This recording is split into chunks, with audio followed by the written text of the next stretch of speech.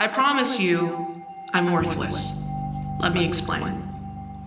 Unimportant, forgettable, two lively words to describe me. Last choice, exclusion, well-chosen terms in response to my existence. Depression is rightly named for the empty depression. My father moved around a lot. He was in the military, and so we would move back and forth. Being that I moved all the time, I never felt stable with a foundation. We still tried to attend church and things like that, but I felt like I was just being dragged along. I was like, I'm here just to make some friends that I would eventually lose about a year or two later with the move. I don't think I've ever felt worthy in my life of anything. I just wasn't attractive enough. I wasn't good enough. I compared myself to others, to the life that I wanted. I was bullied a lot. I didn't have very many relationships, very many friends or whatnot, and it became really difficult for me. I felt alone. I remember my 10th birthday. It was my double-digit birthday. I wanted to celebrate with my family, and I couldn't do that with my dad being overseas. My mom was like, yeah, we'll have a little gathering, we'll get some cake and just get together. And I woke up and my brothers were gone. They snuck out of the house and my mom was like, I don't even care anymore. It felt like almost abandonment. I remember breaking down and crying in my mom's arms and saying, Mom, what's wrong? Is it me? The praise that I lacked in my daily life, the love that I wanted, the connection that I wanted, I couldn't get from anyone else, so I went to the internet. That's when I really was introduced to the idea of sex from a young age. This was a bad thing, and I started messaging people.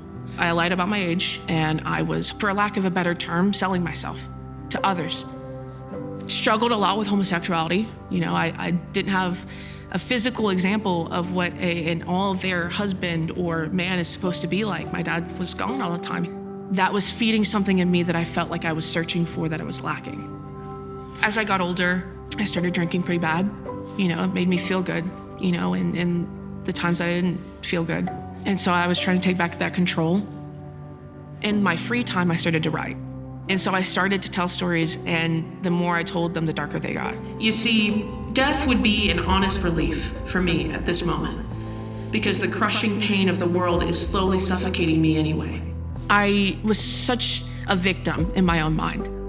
One night, I started making plans, and I started to get rid of things, give things away to people that I thought would enjoy them. The thoughts at that point were very loud.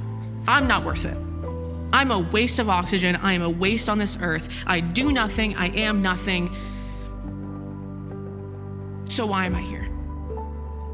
Barely anyone would miss me if I were gone. I really am insignificant.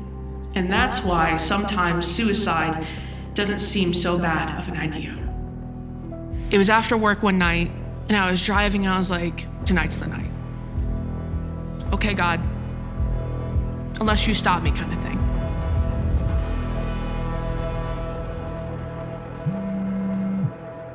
My mom calls, and she's like, I need you to know you're gonna be an aunt.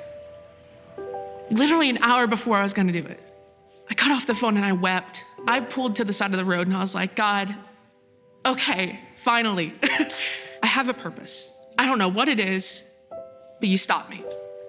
After that, there was a close friend I had that invited me to church one day. I was like, I don't believe this is gonna do anything. I remember what it was like in my childhood, but sure, I'll go.